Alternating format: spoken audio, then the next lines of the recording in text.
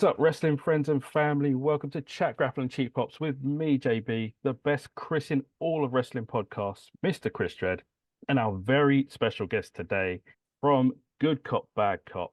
It is Graham. Graham, how are you, mate? You only brought me on because Arsenal beat Liverpool yesterday. Let's be honest about it. You know that that's true, right? We were supposed to meet last week, and then that got put off. And then, oh, what a surprise! Liverpool lose to And he's Arsenal, wearing an Arsenal shirt as well. and he's wearing What an a Arsenal wanker. shirt. And then suddenly I get Unbelievable. invited onto the show. I see how it is. You can butter me up as much as you like. I'm seeing through all your games right Where do you get your conspiracy ideas from? That is wholly not true. But nonetheless, yes, Arsenal did beat Liverpool just yesterday. We are recording it is Monday. It is I don't know what the date is. I couldn't care less It's The than the that. fifth, mate. fifth. Yeah. Yeah, yeah, it's Teacher, February. I have to write it on the board every day. So Oh yeah, that's right. So Graham is co-host of the ultimate three-way that is known as Good Cop, Bad Cop, with the magnificent one and Nish. So what's going on in your world, Graham? world of wrestling or just world? In your world of wrestling? My world of wrestling. Um, Trying to justify going to Philadelphia to see some WrestleMania action or something. Like I'm literally 3 hours away, and right now it's probably a coin flip. Between either taking my sons to a disc golf tournament, or heading up to Philadelphia. Like, I don't know. It just feels like when it was always taught once it came back to the East Coast again, like it was a no-brainer. Like I'd take my sons to WrestleMania. No, the prices are ridiculous. When Matt and I went 5 years ago in New Jersey, we paid half the price for lower level seats for just a single day's worth of WrestleMania events. This year, it's double the price for upper level seats, and you're only seeing half as much. And I'm not prepared to pay that. I'm a bit of a cheapskate with things like that. But 250, and then it's going to be tax. It's like 300 a ticket times by three. If I take both my kids, we make 900 just to see a 4 hour show. Like, I don't think it's worth it. Like, I don't need to do it. It's already off my list. So I don't know. I am looking at some indie shows. I saw the NXT Takeover event or whatever its name. Tickets for that are pretty reasonable. You can actually get lower level seats pretty close to the action for about $50 to $70. That sounds like more of a thing. But yeah, I'm just kind of playing it by ear. In the back of my mind, I remember the WrestleMania at Dallas. They were doing like buy one day, get one day free. And I'm kind of hoping that something like that's going to happen again so it's more affordable. But I don't think it is. I think it's just been away from the East Coast so long that a lot of people want to go. And it's just in that prime location. An hour and a half south from New York, those people can go. Baltimore, DC, can go. So yeah, that's kind of my wrestling world right now. Do I want to go to WrestleMania weekend? How much do I want to spend? And or should I just not bother and just watch it on TV? I don't know. I mean, yeah, you are right. That East Coast thing. I mean, it's also the same sort of, people fly in, don't they, from Europe and all that. Like, it's a lot Mm-hmm. closer than going to California. Mm-hmm. On the big West Coast 10-hour flights from the UK is to like California and Nevada and that sort of way. Chris, would you go to Philadelphia? No, I need to smell what the Rock is cooking before I go. I mean, I would happily go, but it's going to cost us a fair few quid extra to go. And if I was going to go, I would have to go for the 2 days just because going all the way over there. But I will happily sit in my pants and watch it at home. Looking forward to it, actually. I think, actually, I'm in Cornwall again this year when WrestleMania is on. So I'll be watching it in my caravan down the south coast. So, yeah, looking forward to that massively. Are we going to start the elephant in the room, Rock? Are we gonna delve straight into that sort of? But we can start with the massive, Dwayne Johnson signed elephant in the room. We're not going to just yet. We're going to talk about how Graham took much delight in Jordan Grace showing up at the Royal Rumble, making us wrong. I mean, it was one of those where we just thought, nah, probably not, but fucking turned up, man. It was yeah, you're spot on. Technically, technically from a betting standpoint, we were right. There was no money to be made on Jordan Grace, like actually being anywhere in the Royal Rumble. She wasn't the Iron Woman. She didn't finish. She wasn't in the final four. She I'll did show take up. solace. Yeah, I'll take solace in that, there was no money to be made from her in that aspect. But she did show up. We were wrong. Graham feels like he couldn't wait to get that out. I think I mentioned Yeah. it multiple times. I think you called me out for saying, "Oh, you already used that one against us." I was like, "Hey, I'm gonna make sure I mention that." No, it was funny because I hadn't heard any of the spoilers at all, and obviously I listened to your podcast after watching the event as well. So at that point, I obviously knew that that was incorrect as well. No, for me, it was just more of a personal thing of the first indie organization I used to go to. I was very blessed and didn't realize quite at the time how many of the people who used to show up on a monthly basis would end up going on to having careers in the WWE. So, or for other organizations as well. But Jordan, you could tell straight away. You just knew. Like that was the kind of thing I say you knew. I always doubted myself. I'm like, hold on, this person seems absolutely amazing, as good as anything that I've seen on TV. What am I missing? Like, obviously, I'm not an expert on this type of thing at all. This is my first indie show. But then feeling justified later that it's like, absolutely, this is one of those people. Mia Yim, Shotzi Blackheart. There was like a few of those people who used to, just from the women's side, who used to come through on a regular basis. And what was the federation? What was the indie? it was called Nova Pro. Unfortunately, it closed under bad circumstances in 2019 due to the owner not really paying people, which is not very helpful. Oh, shock horror. I think there was a Yeah. few other things as well, but Right. that was like the first one that came out. So at the time, I know Ethan Page, who wasn't a wrestler there at all, was one of the people who I guess was speaking up for other people who didn't feel that they could. And it kind of got through one instance, and then he kind of survived that. And then, like a few months later, the same stories came up again for a second time, and at that point, they were finished. So it Yeah. was it was see we never saw that side. We just saw the matches that were put on.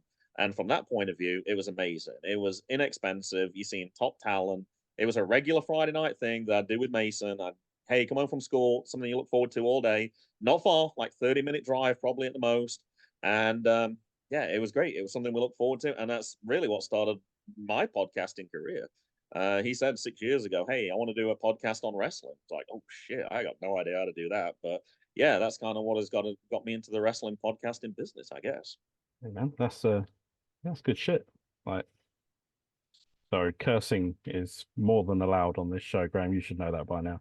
Yeah, I know that you guys do it well. It's something that I don't know. I don't think I ever get that. I don't think I ever feel that much of an emotion about anything wrestling particularly. I think my aim is more just to get Matt to swear. I think I want to say something more controversial just to get his reaction rather than feeling the need to swear myself. But yeah, he takes it very seriously. I'm a little bit more, I don't know, I think I'm a little bit more laid back with regards to it. Let's talk about Dwayne. Let's talk about that exact moment where Cody handed possibly, because it's nothing is for sure. He's possibly handed over his WrestleMania Championship match with Roman Reigns. I do not have a problem with it. I just don't. It's not, we were saying this to Chris earlier. I was saying this to Chris in a message earlier. The minute Roman Reigns said he was head of the table, The Rock's name was mentioned. And what was that, 4 years ago?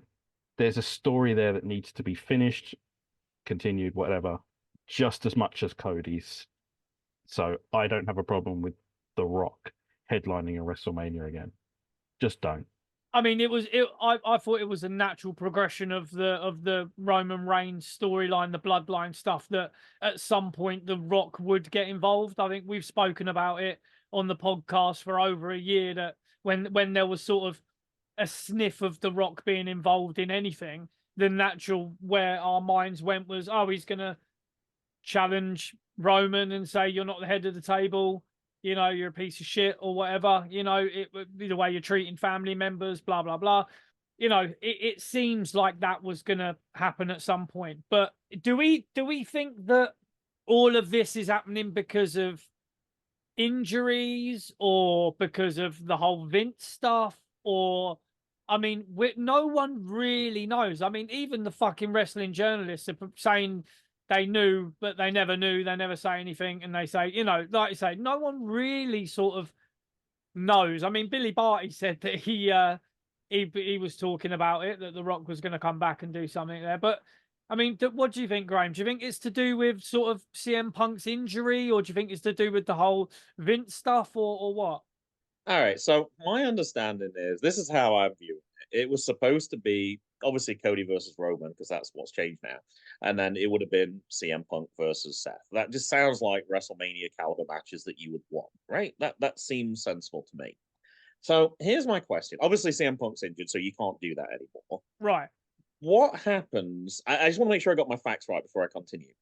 What the person that won the women's Royal Rumble? What do they get?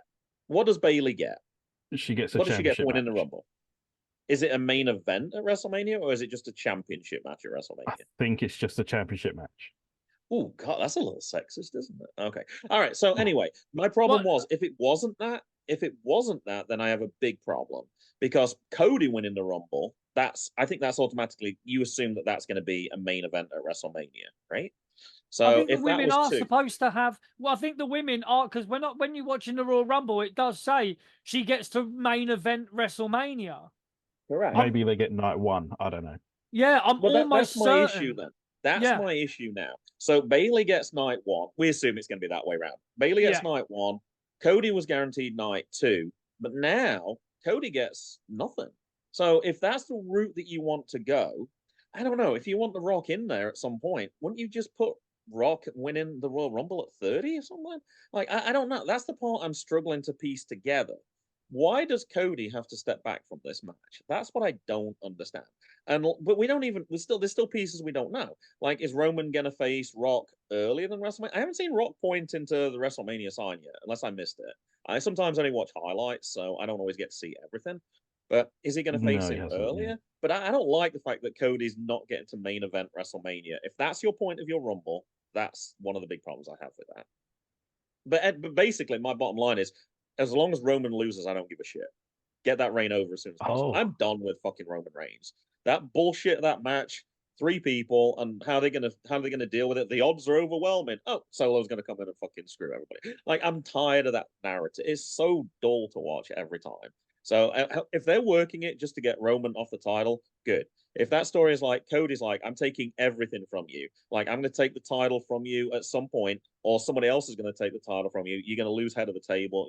If it goes towards that, then I don't give a shit about anything else. Just get it off Roman. Cody has to suffer. He has to suffer. But So you'd be happy with The Rock as champion? I would be 100% happy with. Yeah, I just don't. I'm done with Reigns. I'm tired with it. Like, I keep getting told that, oh, wait for the payoff. It's going to be worth it. No, I've been told that too many times. There's too many times that's happened. It was going to be with Sammy, then it was going to be Cody, then it's going to be LA Knight, then it's just nonstop. And every time we have the same dull finish. It's boring. It's really boring as a fan. Like, I don't know how much further you can push me to stop watching. I don't know. I'm almost at that limit now where it's like, this is, what is it, 1,300 days now? 1,250 or something? Like, it's ridiculous. You're just trying to knock off previous numbers from history. Whatever. I don't care. If we're looking at this from the funny business side and all that, there has been a claim made that this is very much the plan. Turn Cody into a very similar Daniel Bryan Dennington, however you want to call it. That whole yes movement, Cody movement. I mean, that greedy shill Conrad has already started making t-shirts, we want Cody and all that shit. Like, I get that Conrad's a greedy oaf. He's going to look to make a buck out of everything he can. Are the podcasts not selling that well? Fucking hell. Like, sorry, that's my rant on Conrad Thompson. Not someone we usually go after, but today I am. Is it the fact that could be the story? They're just going to tease you with Rock and Roman, a slight tease, and then, oh, actually, no, the fans have pushed this into Cody and Roman again. Hell, we might even get a triple threat, like very much like the Daniel Bryan situation. Yeah, like no, because then it's no DQ, and then that plays right into the Bloodline's hand. No triple threat. Yes, get Solo back in there. Yeah, I think it will be a triple threat. I think it will be. I don't think they'll put the strap on The Rock, but I do think that The Rock will be the one. Because if you're looking at this from a like, I've tried to break it down on previous shows.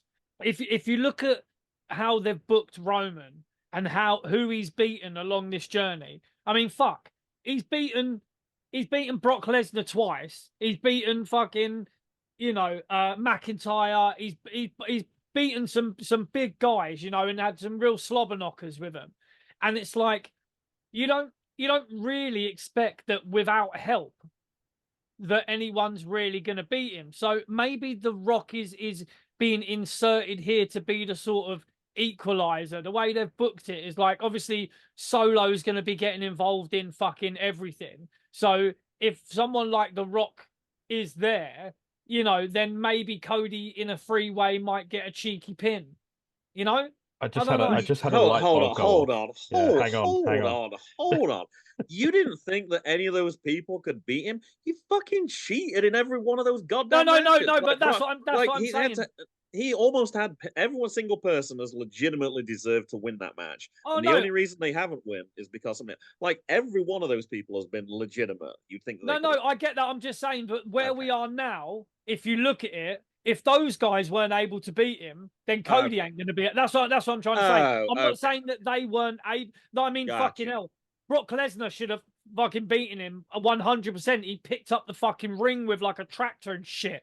Like 100%. Like Roman should have lost those matches, at least one of them from, like you say, it was teased, oh, Sammy's going to be the guy. He's going to be the guy. But it's like the way they've booked it is like, right, no one can beat this fucker because he's just going to cheat every time. So there needs to be someone inserted in there, like The Rock, who's going to actually say, look, I don't want the fucking title necessarily. Let me just throw one out there. We can both finish our story. I can make sure Roman knows he's not the top of the head of the table, and you can finish your story and get strapped. Everybody's happy. It's a nice little circle jerk. You know what I mean? So maybe I think that's the way they're going to go. I think, the fact that Cody's stepped back and said, all right, you know what I mean? You finish your story, and then the match is announced, and then they'll, something will happen where he says, right, I picked that match, actually. Fuck it. I'm going to get involved, make it a freeway. I got one more idea that might stick, might not. How many of those Roman Reigns title defenses have had a special referee? Is it none or is it one? I'm not sure. I'm trying to remember which one John Cena was. I don't think that was that one, was it? That was LA Knight and I don't Someone remember. else, yeah. Yeah, it was someone else. Zero, I think, right? Rock as special referee. He is the great equalizer on Solo. Counts to 3. Starts a bloodline kickoff further down the road. It's something that could be a thing. I'm sure it won't be because it's how it goes. But he could send them to the back as well. Get out of here! You're not coming ringside. Get out of here. And he can bring Solo back always comes back though. So he can bring back always comes back. People from the family. Get rid of them. Yeah, but see, this is the thing as well. There's another one of the family that is now Jacob. So now he's not under contract anywhere. I've said, Kishi could get involved, at some point. That I think this WrestleMania. Bring Alfred Seeker in as well. Fuck it. That's what I'm saying. But the thing is, this is WrestleMania 40. This is like WrestleMania XL. Do you get what I mean? So if they were gonna Roman's ever gonna lose a title, it's gonna be this WrestleMania, and they're gonna have to do something because, like you say, man, how long have we waited for everyone saying, oh yeah, the payoff's gonna be great? Well, fucking make it great, man. If you've got the great one involved in the match, then it better be fucking great. You know what I mean? So I don't think The Rock will necessarily be given the strap. I still think Cody will win it. I still think Cody will win. And I think The Rock will be involved somehow. Maybe a guest referee, maybe a triple threat. Who knows? All right, one other theory. I can't tell you who it was because I was just scrolling, reading, and then I went to work and I don't remember anymore. The proposal possibly somewhere along the lines of night one, Rock versus Roman. Doesn't have to be a title match. It could just be, who cares if that match is for a title match, really? Who cares? And whether Rock wins, doesn't win, doesn't matter. But then night two, he's got a defense against Cody when he's beat up a little bit. Cody would still get his main event that way, and you still get to see Rock versus Rock. That's another way of getting all those people into the matches that they're supposed to be as well. I think that might cheapen it a little bit.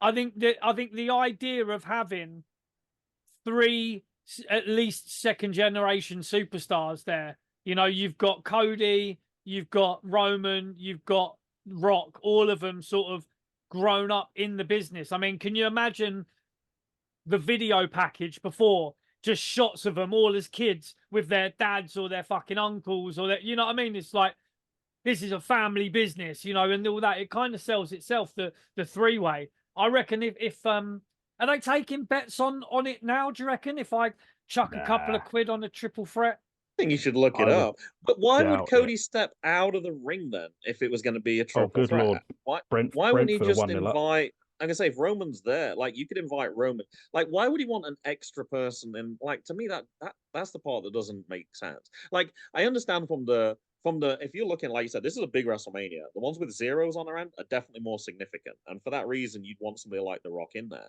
But everyone backstage, it sounds like is saying that, hey, we understand why you're doing it, but for long-term booking, this is not a good idea. Like that. I think Cody they're doing it just generally to rile the fans up, to get a bigger pop when he's then inserted in later. I generally think that I think they're just sort of teasing. They're just literally just they've given you the head, and then they're just, you know, just teasing, and then they're teasing. All right, well, fine. And then I mean, it's kind of working. Like people online are sort of people be mad, bro. Like some people are actually fucking pissed off, and they don't really understand that it's all a work, mate. Like it's all like Cody's sort of. I mean, don't get me wrong. I like the memes of, like, you know, Triple H on the phone and then Cody there, and just, you know, underneath it, just like you've got the thought bubble, and Triple H is where Cody's like smashing the throne and stuff like that. You know, don't get me wrong. I love the memes. I'm in it for the memes, but I generally just think they're doing it just to sort of get people talking. And I do think it's a little bit of obfuscation to kind of get away from the whole Vince McMahon stuff, because they're trying to divert any sort of talk away from that to, right, look, the Rock, you know, look over here. Whoa, don't look at people shitting on people's heads. Look over here, sort of thing. The fact it's the most disliked video on YouTube within like 24 hours of being released, though. Like, I know there's no such thing as bad publicity, and I always thought Vince used to go, like, he didn't care. As long as people were talking, then he was okay with that. I don't know if is Hunter the same? Like, I don't know that. I'm not sure that's true. The louder, I mean, he's old school in the business, bro. And if people are booing as louder than they're cheering, then they're still doing their job. All right, what do you think then? What do you think about Logan Paul's tweet? What do you think about Ricochet's tweet then? So do you think that they were told, hey, look, put this out. This will get the fans talking. We want Cody. Or do you think that's just them independently saying what Logan Paul to do it? You've got a bigger audience there. Logan Paul's got this ridiculous following, hasn't he? So you think that's like an instructed one? Hey, Logan, tweet this out. Possibly, yeah. Possibly, and the chances are that, but you know why Logan Paul has said we want Cody. If you watched his last podcast with John Cena, there was a little bit of apparently The Rock and Logan Paul don't get along anymore. Yeah, The Rock sort of blanked him, didn't he? Yeah, because something so they did a few videos together years ago, and then Logan Paul did the whole thing in the Japanese forest with the suicide person. Ooh. And basically The Rock said to him, look, what you did there was fucked up. I don't want anything to do with you. Take all the stuff that we've done offline. And yeah, like he actually spoke about it in his last podcast. So it's like, I think if you, he's sort of saying that it's all to do with stuff, online stuff. So it's all that sort of online marquee sort of thing going on to get the views, to get the engagement, because that's sort of Logan Paul's forte. And maybe Logan said, "Hey, how about if I fucking tweet this out?" Maybe Logan went to them and said, "Right, I'm gonna tweet this out, like to get a little bit of, maybe he wasn't instructed to it. Maybe because he knows what he's doing, So I think it's all about the engagement, the whole build up road to WrestleMania stuff. I generally think that they have to put the belt on Cody somehow at Mania. I think it's a fucking no-brainer, but it's just, it ain't what you do, it's the way that you do it. And I think that will be, if they can kill two birds with one stone, or as Ali G said, knob two birds with one Connie, then they can finish both stories, in the same thing. You have such a way with words. That's a I love Ali G. That's He's just such great. a classic. It is a classic, So, are you buying the argument then from Raw that basically what everything Seth told Cody, that you're like, yeah, this is really the title that you want. Roman's is not the title that you want then. That works. If he wins that title, will that be good enough? Will that complete your No, story? because there will be a unification down the road, I'm sure. Oh god. We're going down that line again. Oh my god. It's like every few years it's like, nope, we need a unified title. No, we don't. We need two separate titles. Wrestling's always been cyclical, hasn't it? Like, But that's coming. Like, I've only been back watching wrestling for 7 years, and it feels like that's happened at least 5 times within that time. Join, separate, join, separate. Oh my god. The thing is, the heat and the momentum would go if he actually finishes the story. What is such a vague term as well? Like, what does it even mean to finish the story? Like, surely if you finish the story, then you retire, right? Like, what, it's one of them ones where he doesn't really, there's always going to be a follow-up, because it makes sense. Okay, he wins that title, and then Seth comes out and goes, oh, do you feel like you've finished the story? I told you that fucking piece of metal that you got there ain't worth shit. or This is the Priest real cashes title in. that, and Yeah. Where does You know? Priest fit into all this? Like, that's got to be used soon. He's I running out reckon of time. Priest, yeah. I mean, there's a lot to be done after, because, as you say, with Roman being where he is, it's kind of limited that spot on cards. It's always just been, we just know Roman's there and stuff's going on, and there has generally been more exciting stuff happening elsewhere. But now, if you can then get Roman out, because I reckon Roman will retire. I think Roman, he was supposed to retire fucking 2 or 3 years ago. He was supposed to. He was, but then they said, right, come back and do this, and then he's done this, and then that's it. I think, get him out the way, and then we can bring all of everything involving everyone and make it a little bit more sort of fun for everyone. Like it's. I think that And makes sense. long-term storytelling: Cody versus Roman Reigns 3 at WrestleMania 50. Yeah, when how good is Roman that? comes back. We got a couple more things to chat about. There is another giant elephant in the room. It is Vince, of course. Three of us Ugh. not being legal eagles or whatever you want to call it. It's just grim, isn't it? I refuse to talk about it on whenever it was, which episode it was. I just like, I'm not talking about it. Like, it's just such an obvious bad cop moment. The more you hear, the worse it sounds. Like, it's just, yeah. It was just something I was like, he's a total creep. I don't want to talk about it. Like, it's bad. Brock's involved now as well. Before it was just Vince, but then it's just, I don't know. Everything, it makes you, when you look back now at stuff that happened in the early 2000s, it just kind of makes you realize how much of this was a character and how much was actually just the real person. It's disgusting. It's absolutely disgusting. I'm liking now the fact that and I'm not sure if it's gone through or not, but the fact that, like, the selling of the shares, I think that has gone through, right? Like, he literally has nothing to do with it anymore. He has no part of TKO or anything. He's not. But the fact that he managed to get a shitload of money for being a total scumbag does not sit well with me there.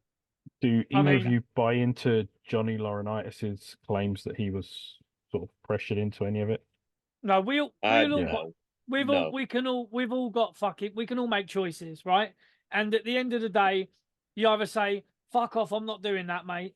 Yeah, and take whatever repercussions, or you're a yes man and you go with it. But it's one of those things where it's like you can't put that on someone else. You made the decision, you made the choices to do whatever you're gonna do. I think a lot of people have known for a lot of years that Vince McMahon's not a nice person. That he's not a very nice guy. But to the extent of what we're hearing now, only very few people have spoken out to the extent. But now with what we're seeing, I think there's a lot more.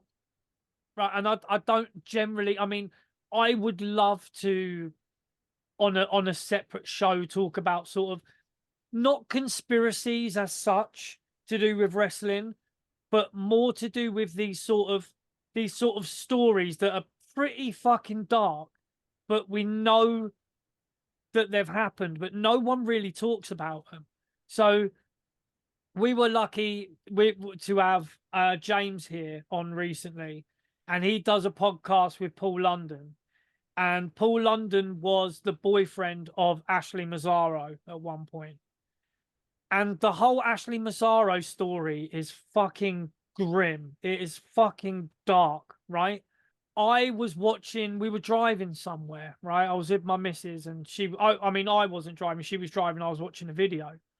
Paul London talking about Ashley, you know, crying to him and stuff. And, you know, shout out James and Paul and Renee on their podcast. But I told the story of what happened to Ashley, or what she said happened to her on that trip in the Middle East, right? And I told my missus about it, and she was like, dude, that's fucking horrible. Like, that's like fucking horrible. And the fact that sort of nothing really happened about that, did it? Nothing really. You know, if you're running a company and your employees, something like that happens to one of your employees on a trip that they are on because of you are on a work trip. It's a business trip ultimately. It's fucking grim, man. And that's just one sort of story of stuff that has happened. And, you know, it just, you know, there's been stuff about the Ring Boys, and there's been other people have confronted Vince, the guy who went on TV when he was like a sports guy or a radio guy, and he worked for WWE. And then he said, look, he was propositioned by like Pat Patterson, and he said no, and then they sacked him, and then they fucking didn't pay him and stuff. And like there's been sort of rumors or whatever for decades about this sort of attitude and like environment in the WWE. And it's sort of like that boys club of sort of, you know, of shit that goes on in that world. And like I say, I'm sorry to sort of go on, but my general point is like, people fucking knew. I can't fault the people who are generally scared for their well-being because maybe something has happened to them, like sort of female performers and stuff like that, you know. But there are people, there are guys that sort of would have gone along with it and just sort of turned a blind eye to it and sort of just said, oh, you know, fuck, what can we do, sort of thing. It's like, well, no, you could have done a lot. There's clearly been stuff going on. I mean, I know Jim Cornette has come out and said, when I was there, I never saw any of this, and it was in Vince's good years or whatever. But sorry, like, I don't fucking believe that either. When you hear Jim Cornette say that as well, I don't think he fucking believes it either. He fucking knew, man. Like, a lot of people would have known. I'm sorry, Jim. Like, you know, I think he's just sort of for his own safety, and that he's sort of saying, no, I never sort of saw anything. But there would have been people that, you know, knew exactly what was fucking going on. You know, people are talking about Pritchard. You know, a lot of people are talking. And it's funny that some of the people that are coming out and are saying, oh, this is despicable and this is horrible, a lot of them fuckers would have known about it as well. You know, I couldn't personally work for a company or around somebody that I knew was sort of a bully or abusive in his power, or even sort of like a tyrant in any way towards people below them. And I know, yeah, people want to be famous wrestlers and they just sort of turn a blind eye for this and that, but the karma of that is not good, man. And it's just, you know, we're not sort of generally talking about the ins and outs of it, but for me, it just leaves a fucking horrible taste in my mouth, knowing that there are people that probably could have stopped this. And I think, I'll be honest, the only reason why it's coming out now is because people want him out of company, because they want his share of the company and they want them shares out of his hands and they want more control. So I think that some of this stuff was maybe engineered to come out now when there's a lot of stuff going on. I think that, you know, like I say, legal, we are not. But this recent young lady apparently has come out and now talking because the non-disclosure agreement is allowed to be breached because he didn't keep up his end of the bargain with not giving her the rest of the money. But maybe he was advised, don't give her no more fucking money, because then they knew that it would all come out and stuff like that. Because in the corporate world, blackmail it happens. Do you know what I mean? And if there's someone like Vince who's got a lot of skeletons in that cupboard and it's getting to the point where he is grasping onto power so tightly that the only way they can get rid of him is by making these leaks happen. You know, the other leaks that happened before, like about a year and a half ago, there was a lot of talk that was engineered to come out at that time because they wanted him to get the fuck out, and even his family was sort of didn't want him to have anything to do with anything. So to me, it's fucking horrible. I think it said that the NDA, it's not enforceable if it's something that's a criminal act, though. So Right, you okay. can do it for like something that's like, I don't know, like a Ryan Giggs thing, like sleeping with your sister-in-law and things like that. Like you can Right. sign something like that and say, look, I don't want you talking about that. There's lots of or that type of story. So things that you don't want to come out, Right. but it's not necessarily criminal intent. But as soon as there's criminal intent, then the NDA does not hold. So I think that was part of the reason why certain stories were broken. I did see one other side to this as well that said that was part of the reason why Shane disappeared for long periods of time as well. Yeah. Like he would go is like, I cannot be dealing with this. But then he would also kind of come back, and I guess, only how do you change somebody like Vince? But you know, in your mind, like, that's my dad. That's my Yeah. dad. Like, he's not doing that. Like, perhaps I can reason with him. But when Yeah. you talk all the things that you just said about Vince, and I know this is a wrestling show, not a political show, but the Sure. parallels with other old, rich, white men. Number 45, Trump, like the same sort of thing. Like he's going, they get away with it because they can keep getting away with it. They can keep signing that check, and they get, and some of the times they're just such bullies that they can go, oh, you're going to take us to court? We're going to make this drag on for years, and then Yep. there's no way you're going to get paid anyway. You're going to go bankrupt, and we Yep. can do that because we can do that. So it is difficult to kind of say I'm going to take a stand against some of those things when there's literally nothing you can do about it. And it's a shame that the system's set up like that. Yeah. I think the kind of the Me Too thing, when one person speaks and then somebody else can collaborate that, as everything, there's a strength in numbers. And when it's Yeah. just a single person, it is really difficult to be that one voice against somebody like that. But when you've got multiple people doing it, it's definitely much easier to do for sure. Yes. Sorry. That's why it was hard with when that Rita Chatterton came out, the female referee, because she was saying very similar stuff to the bullying and the you know, the sexual stuff. You know, she came out back then and was saying that he was doing this shit decades ago, you know, with almost impunity. Yeah. I do think this is probably just the tip of the iceberg.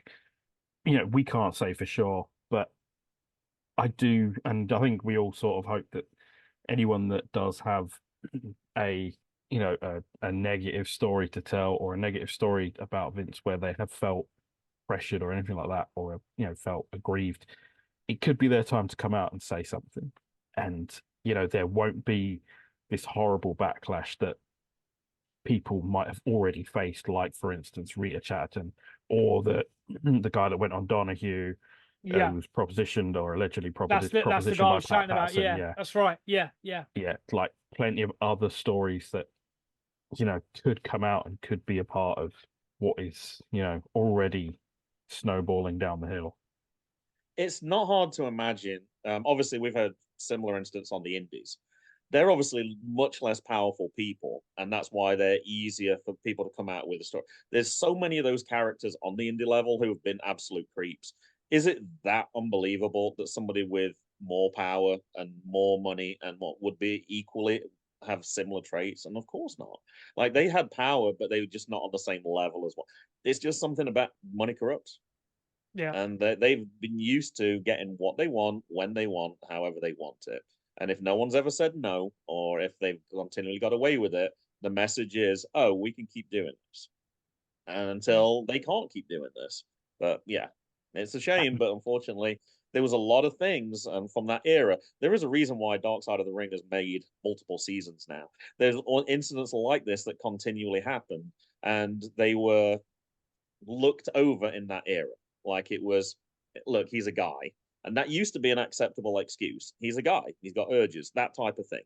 Now, when you look back on that, that's like, no, that's not the way it is. But now, that's only because people are talking about that thing a lot more now. The fact that we're even talking about it on a podcast, like that used to be stuff. It used to be hush hush. People didn't want to. Yeah, don't talk about that. Don't bring that stuff up. Like, don't cause trouble. Don't rock the boat. That right. used to be it. You just let it go. You just look. You just deal with it. Look, it's not okay. We know that it's not okay, and people are talking about it now. And times are changing, and hopefully they can change a little bit more because we're not quite where we need to be yet, for sure. Sorry, just a quick one. It has Brock actually been called in to take part in the court process or anything? He was never named. It was, such a former UFC heavyweight champion. So he was never named, but it was, presumed. There's only ever been one former UFC heavyweight champion that's worked in WWE, right? No. 2. Cain Velasquez, but that would make no sense whatsoever.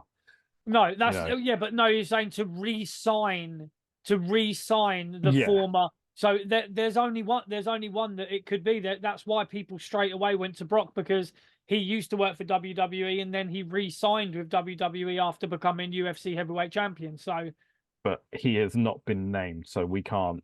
No, we're obviously this is conjecture and based on what has been said. That's why people have gone, because there's only one choice it could be based on that. But it's like me saying a certain Arsenal co-host from Chat Grab on Cheap Pops. Like I'm not naming names, but it's there's only one answer it could possibly be. Exactly. Unless you have some really dark secrets that I don't know about, Chris. I am definitely not an Arsenal fan. I'll tell you that.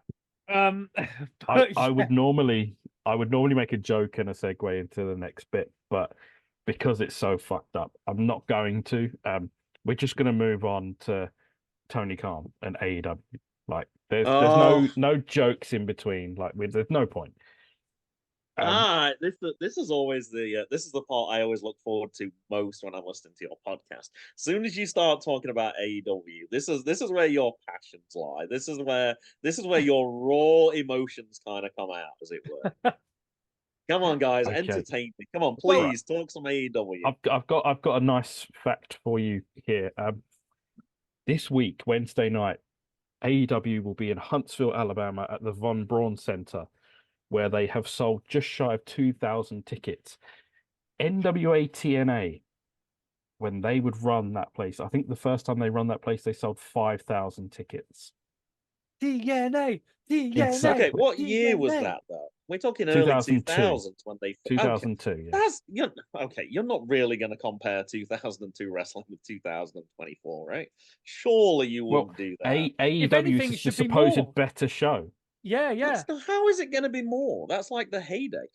So, all right, so let's compare then the viewing figures for Raw from 2002 compared to 2024. Oh my God, it's dropped loads. Like, surely it should be... You can't compare those two things. You cannot compare. I'm just saying, NWA TNA could fill that building better than AEW can. People used to go and watch wrestling in 2002 because there wasn't as much to do. Everyone's got their own streaming, so everyone has a lot more options of what they can do. And wrestling is not that thing. I hate it. Spoiler alert, then wrestling is on the way down. It's not as popular as it used to be. TNA could probably fill that arena now more than AEW.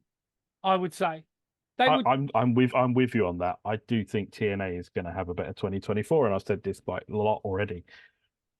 All right, so what's the AEW discourse is here? is Is like it you failing telling to me? fill buildings.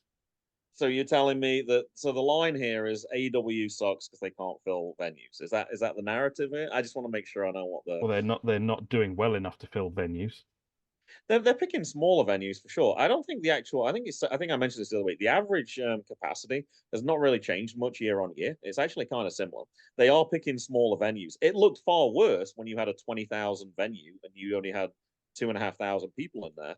But when you're picking those smaller venues with less people in there, there was one I saw. I wish I could remember the exact one, but unfortunately I cannot. Somebody said a similar thing. It was like, "Oh look, they've only sold like 2,100 tickets. The capacity was only like 2,300. Like they're selling to." So The I thing think is, it's always context as well. But you're telling me it's a larger arena because TNA sold several thousand. So well, no, that might not be exactly the same.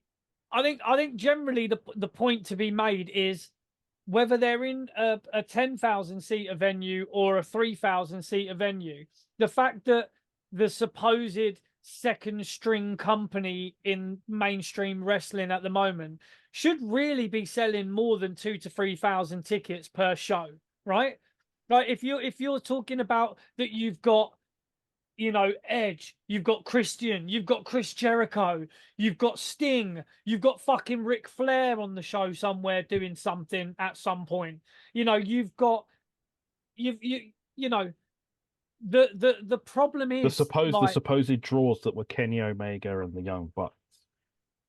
I mean, I will put Kenny Omega way above the Young Bucks in like that whole that sort of category, but these guys sold it on that they were big names.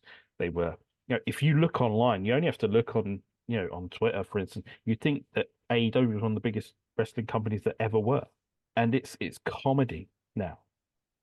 Running these, they went to, where'd they go? Canada. They went to Canada, big wrestling, lineage in Canada. They go there and they can't sell tickets. What are they doing wrong? I don't have a good answer for that question. I am not the AEW fan that I certainly used to be. When you guys were on my show, our show, I was kind of used to watch regularly, and then for whatever reason, I just stopped. 2023, I think I only watched 2 shows in total, and I think the second one was just because I was at the in-laws. There was literally nothing else to do, and I was like, "Oh shit, I've only watched one episode this year. Let me actually just watch a second episode."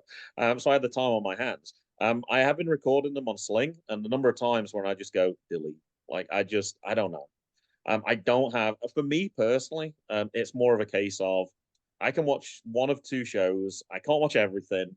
I'm actually enjoying watching WWE, which is not something I've said that much in the course of the history of that podcast. It used to be I only used to watch WWE because Matt would watch it, and I would need to be able to comment on what he watched. Now I actually enjoy sitting down watching SmackDown.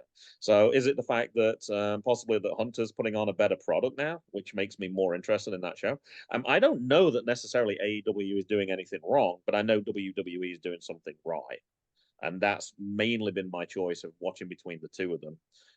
The bits I have watched, I have enjoyed. It's not that I don't like that product. I am definitely an indie person, and there's definitely people who are on that card who are definitely indie wrestlers who I'm familiar with. So I know there's people I know you guys don't like Orange Cassidy, but me personally, I love Orange Cassidy. So that would be a reason for me watching. But I don't know. Is it just that people just don't have that amount of time? And if you got to choose between one or the other, WWE is definitely on the up. And is it one of those where that's the thing? If one goes up, the other one goes down. I'm not sure. Well, more people tuned into Big Little Brawlers this weekend than they did Collision and Rampage. So yeah, people want to watch mind wrestling. as UTT Rob tells us all the time, consistently Yeah. outperforms. I still think that they don't have the best days necessarily. Like I don't think a Wednesday is a great day to go see a wrestling show. Friday, I think weekends are much better. I think SmackDown has a big advantage on that, and obviously they set out their stall first, so that has a. It's difficult. You don't want to go head to head with WWE because that's not going to work right now. So I don't know. I don't think they have the best days necessarily, but I don't know. I don't have a good answer for that question. But I know I if they think do go to Chicago, they can sell well there. But every time they do that, then it of course gets, oh, look, they're going back to Chicago again. Why do they always have shows in Chicago? So if they go to those places where they are super Well, popular, they can't. They you're can't not, draw there now. they can't. They've Oh, okay. because no. Punk's They've Since not there. Punk's they since ballsed Punk it. Yeah. left, that's it. Yeah. Chicago is a very good wrestling city. They have a lot of good indie shows in that area. Wrestling is very popular in that area. It's not just because of CM Punk, but I am interested to know now what the latest figures were for their last show in Chicago. Yeah. Not being outdrawn on a Saturday by big. Sorry, is it Big Little Brawlers? Is that the show? Saturday's not a, people go out on a Saturday night Have though. you watched it That's yet? I haven't seen that, but I don't. Saturday is not a good night for showing big shows. That's the thing. It's more for the, you look at the shows that are on, and like I say, I haven't lived in Britain for a long time, but the shows that are on Saturday night are very general. It's for a family audience. It's your Strictly Come Dancing. It's you got Anton Deck on. It's Gladiators. most people are going Gladiators, out. They're not yes. putting. It's I don't know. It's very old TV kind of thing. It appeals to older. Most people are going out. The people who are, so if you're trying to base the numbers on that day, Saturday is not a good day. See, I don't Thing is, even. Why did they even go to a third day though? That doesn't. That's the part that doesn't make sense to me. There was no That reason was to go for for a CM third. because Punk, wasn't Tony it? Khan's a fucking idiot. Like, if it, that's why. If he was smart, right, he would take everything that you've just said on board, which we have said previously, right? He needs to have that Saturday show, or one of the, we said specifically as well, that Saturday show as more of a sort of family based sort of show. Have your sort of your good guys versus your bad guys. Have it a bit more comical. Have it a bit more light-hearted. Have it a bit less sort of Moxley with fucking spaghetti sticking out of his head. Have it sort of engineer it to get that viewership do better than it's doing. The fact is, he doesn't give two fucks about expanding the viewership. Tony Khan, in his mind, AEW will always be the better product. It will always be the best thing going, because he doesn't, in his mind, he doesn't see that what he's doing is wrong. He's seeing that, like, the people that watch this show are watching this show because of the way that I'm doing the things that I'm doing. They love this fucking Japanese style tournament. They love these ranking systems. They love this sort of sports based product. But then when you look at the product, it's not a sports based product. You've got great characters like Tony Storm doing your entertainment stuff, being on commentary now every week, absolutely fucking killing it with entertainment. Not even wrestling. She's not even wrestling. She's killing it with entertainment. You've got people doing fucking dance offs, and stuff like that. It is not a sports based product. It is, and I know people get fucking pissed off, but it is more of an indie promotion with a bigger budget. It is not booked. It is just, here's a load of matches. You're going to see some moves that you're going to go, wow, that was fucking cool. And that's what you're watching it for. You're not watching it for engaging storylines. You're not watching it for episodic weekly TV. You're not watching it for that, because if you were watching it for that, I guarantee a lot more people would make time to watch it. If they were engrossed in it, they would say, I'll tell you what, let me actually fucking see what's going on, because I was quite interested in seeing what was happening here and blah, blah, da, da, da, da, da. But no, you're not doing that. You're getting your die-hard, poor customer base who are going to watch it.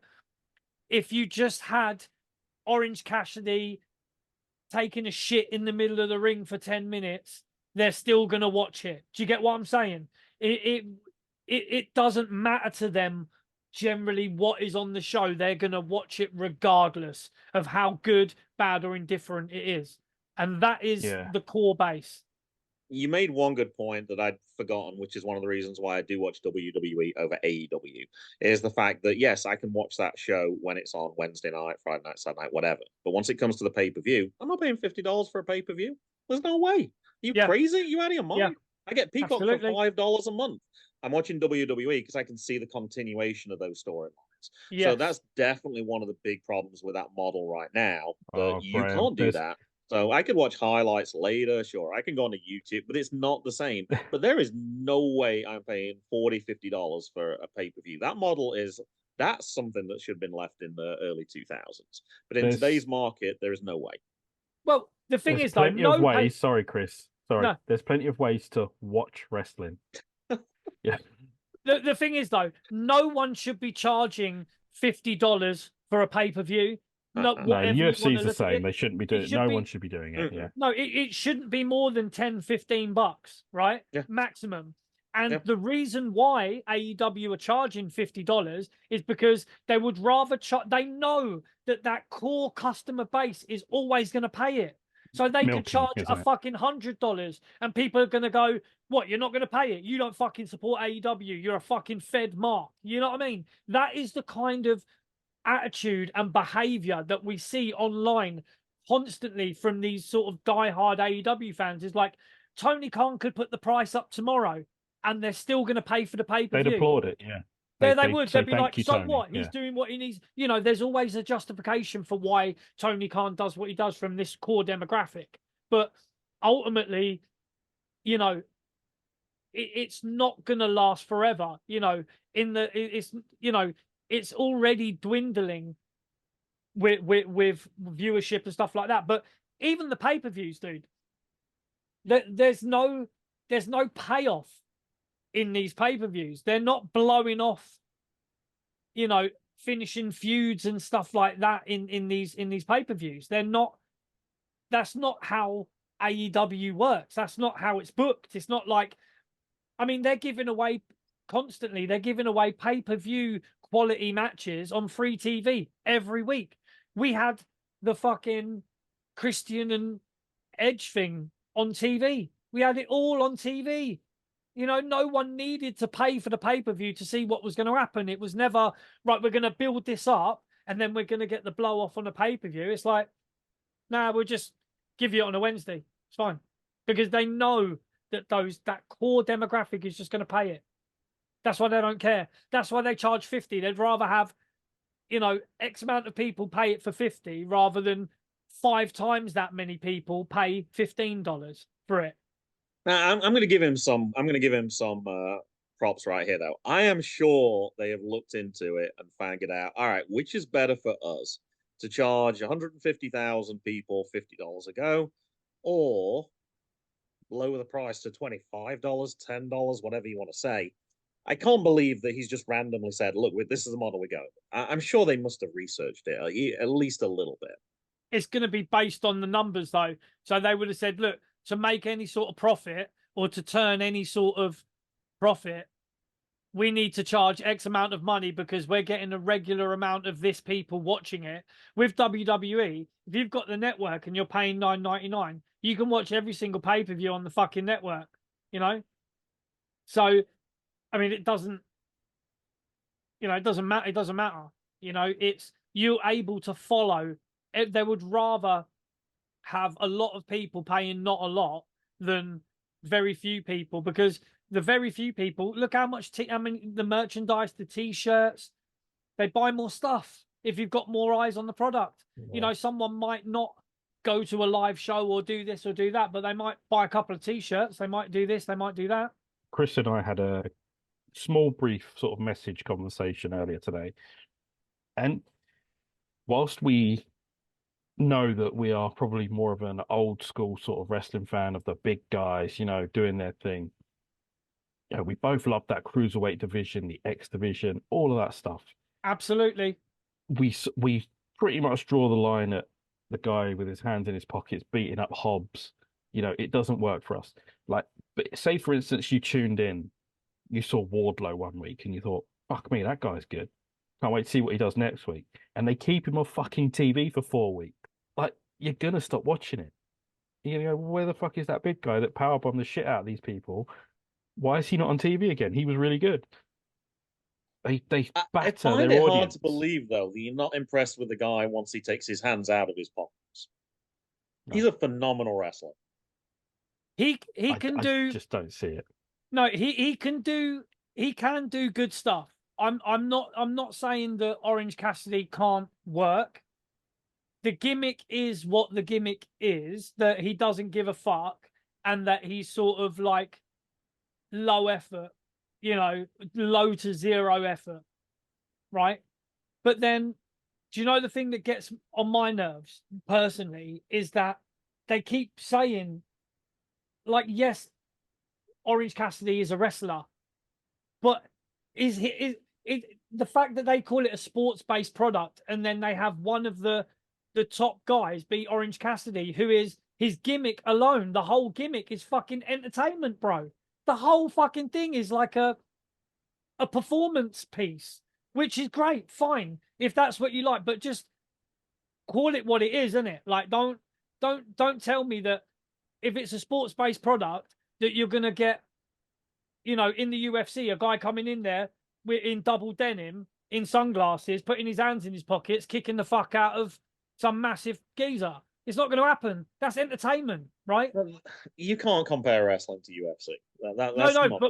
What they're trying to do, they're trying to equate AEW more with that sports-based product, i.e., UFC, or they had a cage match, wrestling. like a octagon cage match, didn't they?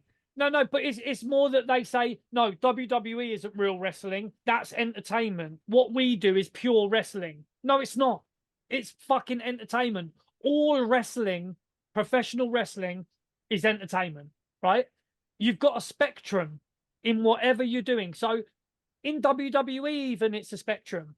So you've got your Dragunov versus Walter style pure wrestling stuff, if you want to watch that, right? And then you've got your more performance sort of stuff if you want to watch that. So it's not like one or t'other. You know what I mean? It's like in both WWE and AEW, you have your pure wrestling and you have your entertainment. But it's more of the fan faction trying to say, no, we don't do any of that entertainment bullshit. Fuck off, bro. You got people fucking dancing. You got Tony Storm on commentary. I'm not saying those things are bad. I'm really not. I don't want to watch a wrestling show of 8 matches of people chopping the shit out of each other and having matches like Dragunov versus Volta. I don't want to see a whole card of that. I want to see people dancing. I want to see stupidness. I want to see funny backstage skits. I want to see Tony Storm on commentary being funny as fuck. I want to see her pulling oranges out of her fucking ass. Like, this is the thing. You want to see that's very niche. But that's what she did, wasn't it? Like, do you know what I mean? That's what you want to see on the show. That means that your show is well-rounded, that you've got a bit of something for everybody. But AEW are in sort of the fans are in a little bit of denial, where I'm not. I would watch AEW more if it was just more honest about like what it is in and of itself, like, and sort of try to have a bit more fun with it. I love the idea of the AEW sort of interview stuff that they do, and I watched the Abaddon stuff that she was doing on there. I love Abaddon. I think it's a great idea for a character, but I do think that they've killed it already because she talks now, and there's videos online of her doing like karaoke and that, bro. Like, don't, like, you get what I mean? Like, Just live the gimmick. Live the gimmick, bro. If Abaddon would be a fantastic couple, give her a manager who's gonna, have her on a fucking leash or whatever, and just fucking unleash her like fucking Jackie Chan in Unleashed. You know them ones, just like you know what I mean. It's like, have her, sell her and book her as a beast. My issue is that he's got all of the ingredients to make a really good meal with AEW. All the ingredients are there. You've got your hardcore wrestlers. If you want to have your fucking Japanese guy versus Daniel Bryan and have your pure wrestling stuff, you can do that. If you want to have your fucking deathmatch stuff, you can do that. If you want to have your more comedy-based stuff, if you want, you've got the Acclaimed on there, which I think are still pretty good. I like them. You've got a little bit of everything to have a well-rounded picnic, but you're just ignoring the fact that you've got a well-rounded. What have the picnic. Acclaimed done since Wembley? What's that? What have the Acclaim done since Wembley? Well, they went on to an indie show and said something funny about Vince McMahon, bro, and it's all about those online hits that they're getting on that video right now. Yeah. That's the But, like- that's the measuring stick, bruv. That's what I'm trying to say. Tony Khan don't think about a well-rounded product to get more eyes on it, to have everybody from the ages of 12, 13, 14, 15, all the way up to your 40s and 50-year-old guys watching it. He doesn't care about that. He's not. I thought they still did well with the younger demographic. Like WWE kills on the older demographic for sure, but I thought on the younger demographic, I thought actually the numbers are actually not too bad for like the Dynamite. I think 18 to whatever it is okay, but I think below that it's not okay. It's well, they've got Okay. swearing on the show. They say fuck and that on the show. Yeah. They can't have younger kids watching it, right? Generally, it wouldn't. Yeah. You know, I don't. I mean, my son is around me, and he does hear the occasional expletive, right? I know, shock horror. But you know, generally, I don't want my 12-year-old sitting down in front of a TV show where everyone's saying "fuck you," "fuck this," "you piece of shit," blah blah blah. I don't generally think it's a good idea. Yeah. You know, so they're not already, by having that as their MO, they're already sort of dismissing a lot of possible viewership in that sense. Let me ask you this, and I might be asking the wrong people then. My understanding, or this was kind of how I used to separate WWE and AEW. WWE was more for singles wrestling, but they weren't so good on tag team wrestling. But that was something that AEW did really well. Is that still true, or is that just something I'm imagining? I mean, name me. Yeah, but name me like 4 good tag teams in AEW, and it's probably the only 4 good tag teams. I don't know. I don't watch it anymore. So, like I say, I'm assuming they're not even called the Young Bucks anymore, are they? Like, I'm assuming that would be one of the groups. You just mentioned the Acclaim, so I'd assume that would be in there. Blackpool Combat Club. Yeah, FTR. Yeah, I mean, Blackpool Combat Club aren't really Club. a tag team, are they? They're just sort of a stable, you know. I don't know. You said 4. I'm just no, thinking, I get it. I get it. If you're trying to stand apart from, you don't want to do exactly the same thing that WWE does, because I don't think you can. Like, you're not going to be able to compete. You're years behind them on that. You've got to try and come and do something slightly different.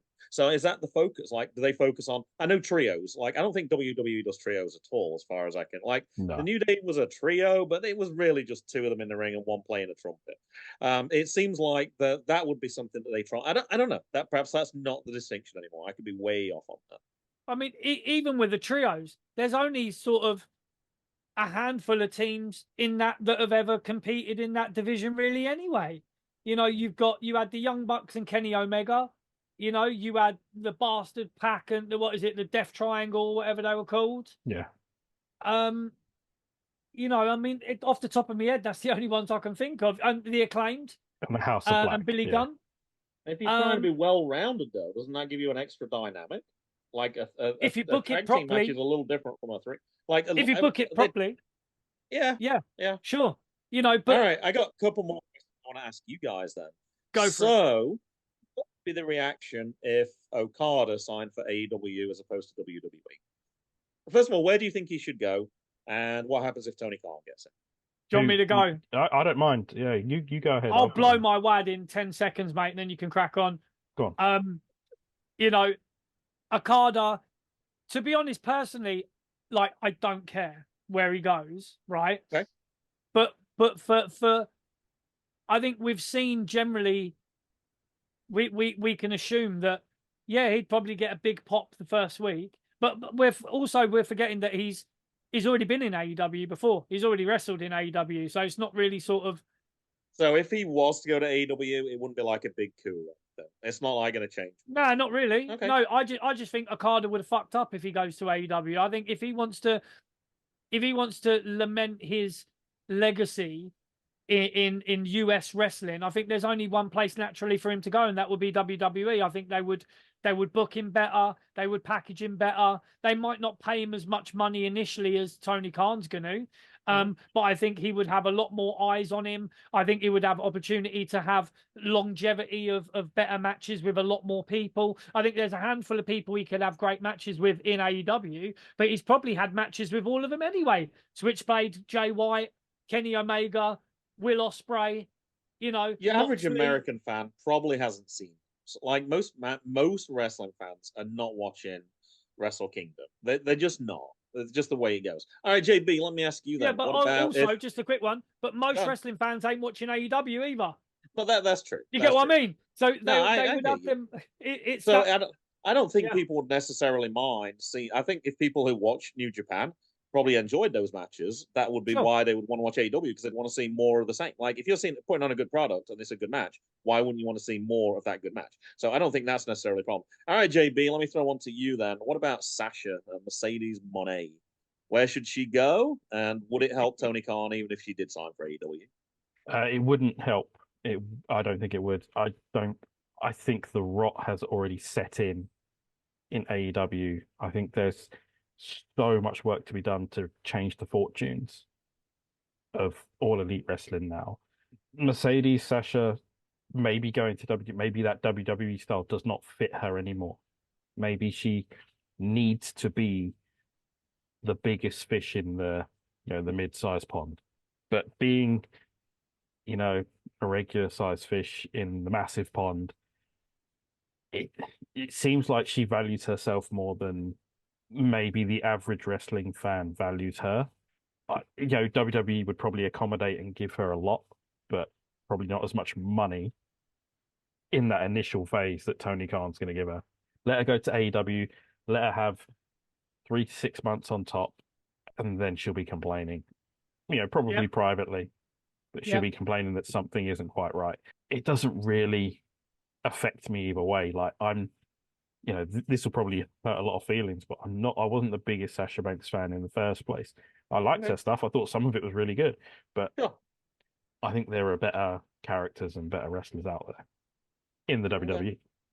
So what are you saying is right now, it doesn't really matter who AEW signs. That's not the problem. It's more the booking of the matches, the booking of the venue, the infrastructure. I would prefer much more if Okada went to WWE.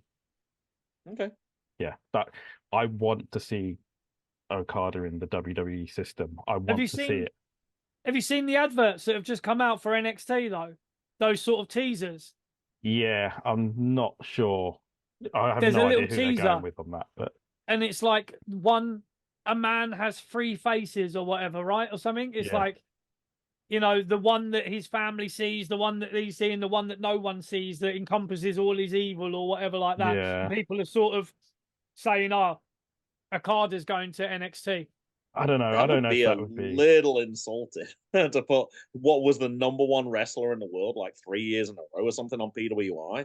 I know that's going probably back 4 or 5 years or so, but to put him on NXT, that seems a little insulting. But not necessarily, because NXT's a growing brand as well. Like, and they're NXT going to want has got big some names on there. Yeah, I mean, you've got Corbin on there at the moment. You've got Jesus. No, I mean, oh my god! Oh, they sent Becky Lynch down there, didn't they? If you're going to compare Corbin and Okada together, oh my god, Jesus! No, I'm just saying. You could come up with a better name than that. Yeah, I mean, but the fact that he would probably have to sort of change his style, not necessarily change his style, but sort of become a little bit more accustomed to the way that they work in WWE. Everything's facing the hard cam, isn't it? And so it's that can take a minute. The way you work towards the camera. I mean, why is it that the Japanese women seem to be able to do it perfectly okay? Like the transition, like people like Asuka, Io, like all Kairi Sane, like all those people seem they all did NXT first, didn't they? Oh, so okay. But I'm thinking like, well, Shinsuke did as well, but like he's really struggled to like he's not been the same force that he was in Japanese wrestling as he has been on WWE. But the women seem to be able to make that jump much easier. I think Shinsuke's been a fantastic success story for Japanese males in WWE. I think it's not since Hakushi have we seen someone take such a have such a long run. I think it's brilliant. I've liked Shinsuke. Been used that much though. Like there's been periods where he won the Royal Rumble. I still think it's limited. I think what was expected of him he was one of the first people who I saw when I started watching wrestling again, like on NXT, and it just felt like that he would be much bigger than what he's actually been. Like if you take Finn Balor came up from NXT, right? Didn't he? I think that might have been Yeah. before. So if you look at that though, like he's had a much more, in my opinion, he's had a much more successful career than what Shinsuke has. It just doesn't seem like it's on the same level, personally. But do you know what I think that comes down to as well, though? Like, Shinsuke's not really a talker, is he? Generally. No. So I think that, I mean, you can be as good a wrestler as you like, but if you haven't got the gift of the gab, I think you're only ever going to get so far. And I think that is maybe one aspect that they could have sort of helped out. And this is why I will still keep shouting from the rooftops. We still need good managers in wrestling. Yes. Because not everybody is a talker. Not No. everybody is a natural in front of the camera. And you Mhm. still need these larger than life people like myself and JB to stand by these fucking mammoth of men that can't really talk that well and sell to the camera and the crowd how good these guys are and how they're going to snap you in I two. think that's what the Magnificent One was made for. A manager, not commentary. I think he should be managing. You wouldn't really promos. say Oscar was a talker, would you? Like, no, but I still think is a talker. No, but I still think that maybe it's not. They had Bailey talking I'm not saying, for them for a while. Yeah, but I'm not saying that they couldn't have done with one either. You know, Okay. I think Asuka.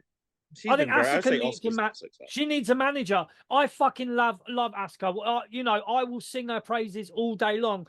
In ring, she's almost untouchable in the ring. Where it comes for female wrestlers, you know, she's almost untouchable. But she needs a manager. She needs someone, and that's why I think they put her in the stable where she's there with Bailey, because Asuka's looking good because of what Bailey's doing and because of what everybody else around her is doing. She's part of it. She's not necessarily directly saying stuff, but she's in the stuff. You know what I mean? So she's being booked. Do you get what I mean? Though she's always sort of around people that can talk and that are sort of doing that for her indirectly, whether it's next to her or against her. So you've got to take those guys, because the Japanese guys in Japan, maybe, you know, they would be able to spit a really good promo, you know, but in WWE they just can't. So yeah, it has to be, managers are a must still. And I think that's where WWE is lacking almost now, where AEW is doing better. AEW has got the ability to have these managers do stuff to sell the talent, because that's all managers do. All Bobby the Brain Heenan done was ever sell the talent. You know, it was the Heenan family. You know, it was always, these are my guys, you know what I mean? And I'm going to get them to where they deserve to be. And it was always like, you know, and he was working with people that could talk. You know, Mr. Perfect, Ravishing Rick Rude. He was, so you're putting a guy with talkers who was a better talker than the talkers. Like, it's, you know, and if you've got him with people that can't talk, you're fucking on a winner, mate. You know, it's a lose-lose. It's a win-win, sorry. You know, it's a no-lose situation. I got one thing I'd like to ask you guys. I know I'm going to regret it, but as I get shit on this on a weekly basis on my own podcast, I might as well give you guys the opportunity to shit on it as well. So is Ring of Honor just a poor man's AEW then? I know where you stand with AEW. So what about Ring of Honor? Is that like even lower? We're getting worse and worse here.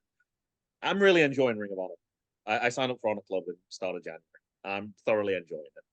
What is Ring of Honor? Or do you not know enough to be able to really say? I can't imagine Chris has lost for words, but there was a definite pause there. Are you picking your words carefully right now, Chris? Yeah, I am, because I like Ring of Honor, right? But I'm not talking about this iteration of Ring of Honor. Do you know what I see this Ring of Honor as? I see it as WWE's version of ECW. Oh, okay. That's not where I thought you were going to go with an analogy. I thought it was going to be like, I don't know, AEW Light or something like that. No, it's worse than that. No, but the thing is, though, Ring of Honor is what it is, right? And anyone who's ever watched Ring of Honor, the old Ring of Honor, let's just talk, for now, I'm talking about the Ring of Honor that was, right? We're not talking about the new one or whatever, right?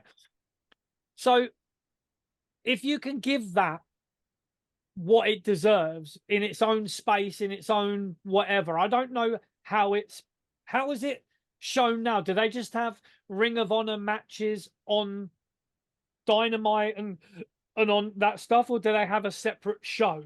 So, what are they with doing? not watching AEW particularly, I subscribe. I get Honor Club. So on a Thursday night, there is a show of seems to be random length, either an hour, and I think it's been as much as 2 hours and 10 minutes of matches that they've obviously recorded at one of their other shows, probably Dynamite or whatever it is, Right. and that's it. They will show highlights of Ring of Honor competitors who have appeared on AEW the previous night. The main criticism that the guys have is that the big matches from Ring of Honor wrestlers are not shown on that. They're shown on AEW. So if I want to see the tag team titles defended, it's probably going to be on Dynamite. If I want to see the heavyweight title, once again, it's probably going to be on Dynamite or something like that.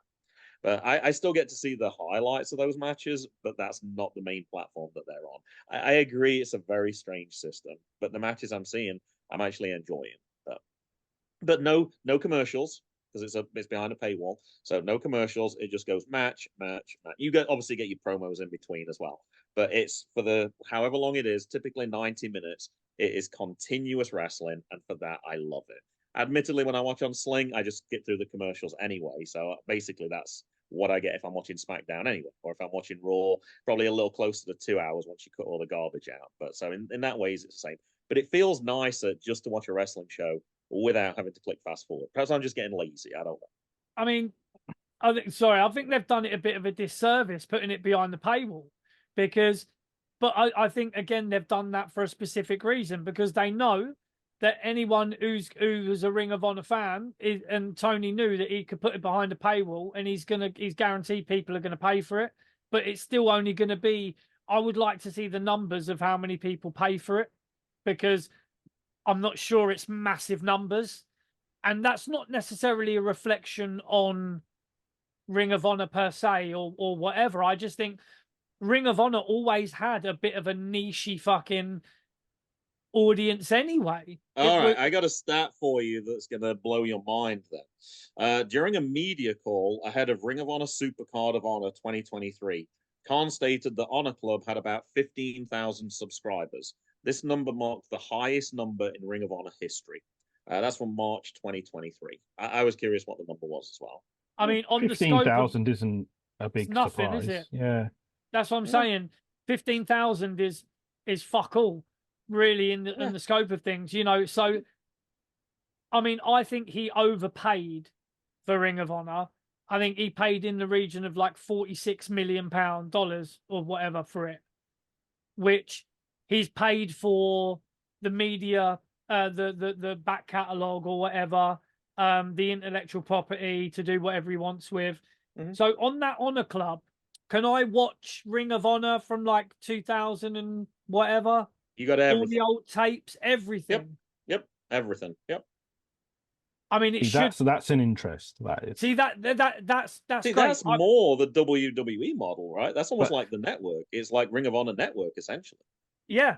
But So nobody's promoted that to us. I can't answer that. I'm assuming you're not watching AEW. I'm sure they promote it on AEW. 15,000 subscribers probably doesn't even heat Tony Khan's dog swimming pool. Like, how much is it? How much is it, Graham? The basic math is, if it's still held true, they're taking in about $2 million a year in subscriptions. I mean, the infrastructure to keep that going probably costs more than $2 million, though, right? The online stuff. That I don't know. I'm not an expert in that field at all. I'll tell you why I started watching it. It was for very specific people. It's not for the reason you would want to watch Ring of Honor. You'd be wanting to watch some of those. You probably want to see El Generico. You might want to see Kevin Steen. You might want to see Cody in his younger days, possibly even a CM Punk in his. The exactly. Briscoes. You might want to see that. I'm watching it. I signed up in 2024 because I want to see Trish Adora. I want to see Lady Frost.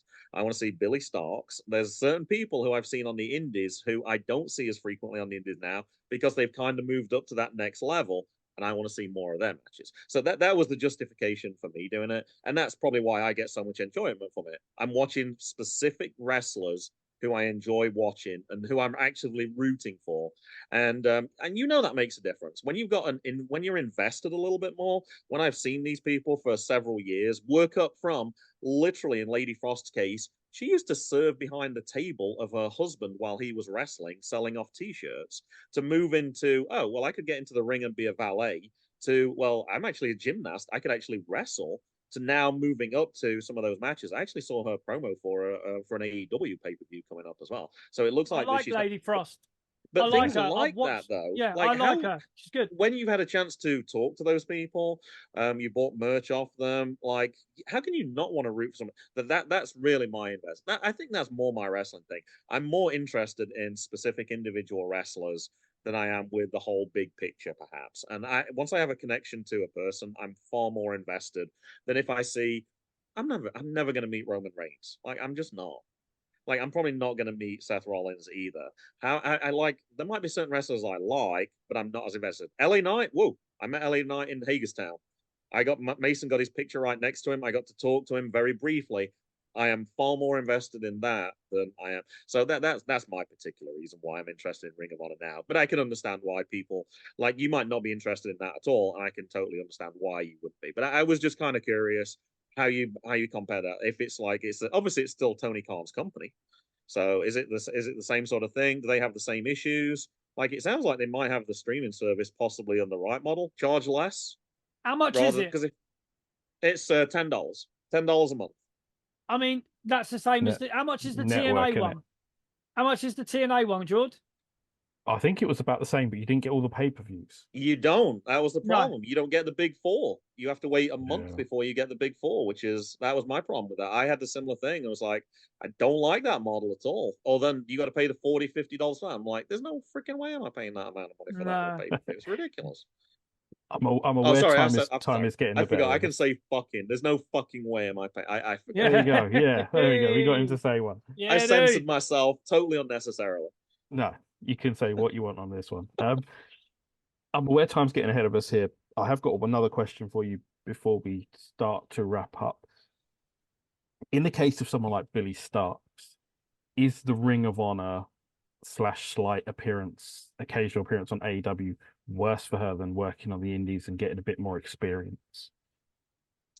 She started very young on the indies. I'm not sure if it was 15. It might certainly 16. So she already has multiple years of experience. I think she's 19 now, I want to say. So you can see on things like, I get IWTV, Independent Wrestling TV, like there was the life of Billy Starks. Like, you could see her traveling around the country, and to begin with, it was mom who was like driving her to events in Illinois, driving her to events in wherever she's. So they had a lot of experience on that. I would think that you would be kind of similar to football. You would want to make sure that if you're looking to improve, the way you do that is you wrestle with better people. So on the indies, you're obviously going to be wrestling with, in some case, people who've only wrestled 5 matches, people who've only wrestled 6 months. Somebody who's been wrestling 3 or 4 years, I think the way you're going to get better is not by wrestling with people like that. It's by wrestling with people a little bit further up. So I think for her, it probably did make sense to move up to something like Ring of Honor. Obviously, if you're getting on TV, you're reaching a wider audience now. If you're making those occasional appearances on AEW, you're going to get seen by more people. And I think that's only going to be good for your product. And I'm sure aspirational, I'm sure most people won't say this, but I'm sure most people's aspirational goal is when they start, they want to appear on WWE. And the only way you're going to kind of do that is continually get noticed at a higher and higher level. But yeah, for whatever the criticisms are of AEW, I'm sure that there's people there that she can talk to backstage who will definitely help develop her career. People like, if you can get the ear of Thunder Rosa, that's probably going to be more important than getting an ear of your average wrestler on a typical indie show, I'm sure. I mean, we heard that Thunder Rosa ain't too helpful with fellow wrestlers anyway. But... Oh, well, perhaps I picked the wrong name then. I was trying to think of a more seasoned veteran. He's like, yo, kill it. Don't say nothing. Ah, shit. Yeah. Trust me to pick that name. No, it's cool, man. How about Selena Deeb? Would that work better? Some people. Selena Deeb, is that any better? I mean, no. I mean, so the women's division in AEW for me is a bit of a sort of a sore point as well, because I mean, for me, the WWE women's division on all shows is good. I mean, in NXT it's good. I think on Raw it's good. On SmackDown it's just good. You've got like good girls Well, all the over women the had a better place. Royal Rumble than the men. Oh, the women's Rumble was pissed on the men's one. I've got to censor myself for a second. Hold on. When is this episode coming out? Is it coming out within the next week, or is it going to be longer than a week? No, it'll be by the weekend. Yeah, Ooh, I don't know if I can. I don't know if I can. When you say weekend, is it talking Saturday or we're talking Sunday? Friday, Saturday, something like that. Yeah. Okay. I got to stay quiet then. I can't spoil one of my moments on the show. I have some very interesting facts about that. The opinions of the women's Royal Rumble. Okay. I gotta keep stum for a minute though. Okay. That's fair enough. That'll make you listen into the show. Yeah, no, we Give you will. a little Man. teaser. Give you a little teaser there. You'll know what I'm talking about. I'll reference you guys specifically when I say it. Okay, I'll give you guys a plug. Cool. I mean, like I say, I think we both thought that the women's Rumble was better than the men's Rumble. For surprises, it was lovely to see Athena come back. Lovely to see Jordan Grace. It was lovely to see sort of, you know. He said Athena. He meant Athena. He meant Naomi. He meant Naomi. Naomi. Oh, okay. Sorry, I was we were gonna talking say. about AEW's women. We were talking about AEW's women and that. So, and Jade Cargill. Jade Cargill. Yeah, you know. So AEW's women's division has got the makings of being good. I mean, you've got Athena at AEW. You've got Tony Storm. You've got Britt Baker. You've got Saraya. You've got fucking all of these people. But the women's division is just fucking trash, really. Like, I don't... The only good bit of work that's being done, I think, character-wise, is Tony Storm. I think that they haven't got the infrastructure to build anything substantial, because they've got sort of women's matches are few and far between on pay-per-views and on shows, and they just don't get enough airtime. I think it's a damn shame that the AEW women's division, because initially when I first started watching AEW, and like, don't get me wrong, like, I buy their merchandise. I've got AEW, a shitload of AEW figures. You know, we went to Wembley. You know, we buy the t-shirts. I've got fucking Acclaim t-shirt, fucking MJF t-shirt. You know, we buy the t-shirts. You know, we are trying to support in ways that we can. But you know, when I first started watching it, the one of the more interesting things for me was like, yeah, this is another place that women can go and do stuff. You know, you had up and coming women, and initially you had, like, you know, Big Swole versus DMD. You know, those matches there were sort of like, you know, they were showcasing what women could do. And now, like, Tony Khan gets a little bit up in his feelings when people talk about women's wrestling, and he gets very defensive, and he's sort of he kicked out when someone said to him about, oh, maybe, you know, are you going to try and do something for women's wrestling like the NWA did? And he's like, oh, I let women go on that show. I funded this. I did that. I did the other thing. It's like, yeah, but what about your own fucking show, dude? You know, you've got your own television show where you are not showcasing your women, you know, and it's a damn shame, because AEW's women's division could have been really good. You know, they've got people that came in that were supposedly going to be game changers, but they just don't get enough screen time. They don't. There's just not enough the G time. Word. Yeah, hell. you know, but not enough time on the telly really to do much with. You can't, you know, you can't book engrossing women's storylines when they have not enough about matches. and like I say, if you're not watching, you probably don't know. What about them, the Deonna Purrazzo, Tony Storm line right now? Because they obviously are very close when they're in Japan. They've known each other very well. They have matching tattoos. Blah blah blah blah blah. That's Deonna Purrazzo was another person who's at Nova Pro on a regular basis. So that's definitely one I am interested in. Is that grabbing you at all, or still just that's not enough? I'm concerned. I'm concerned that Deonna's going to have a match with Tony, lose, and then be lost in the shuffle. Because we both like Deonna Purrazzo. We both think she's very good. Mate, but love her. We're just concerned she's just in as fodder for Tony. get get beaten on pay-per-view, and then go into some sort of mid-card, low-card shuffle, be on Ring of Honor where not many, where only 15,000 subscribers are going to watch. That's the biggest concern because we see it too often. Yeah, I echo that. Deonna Purrazzo deserves more. I think she is fucking fantastic. The fucking idiots online that sort of body shame her and all that is like, you have no fucking idea, man. I've been watching her on TNA for fucking years. Like, I fucking think she's great. It's a concern. I mean, I know she said, because she was in WWE for a little while and she didn't agree with, the way things worked there at that time. She's hoping now to get a little bit more eyes on her from TNA, which is great. But yeah, there's always the danger that unfortunately she could go into a feud with Tony. I mean, to be honest, I don't even think that should be the first feud that she gets into. I think that should be something that is, you wait for that. I mean, why now? Yeah. You know what I mean? Why now? Again, they're blowing their wad way too quickly. It's like, build up to it. Have her doing stuff with other people, but again, they don't have the infrastructure, so they have to go into it hard and fast, into the best thing possible. Like, even Edge and Christian, like, I'm going to keep calling him Edge.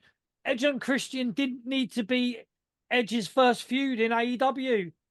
I don't think it needed to be the first. I disagree with you. I disagree with you on that one because the whole narrative was I left WWE because I want to come to AEW because I know this is near the end of my career and I want to tag with you, Christian, one last time. This is my last hurrah.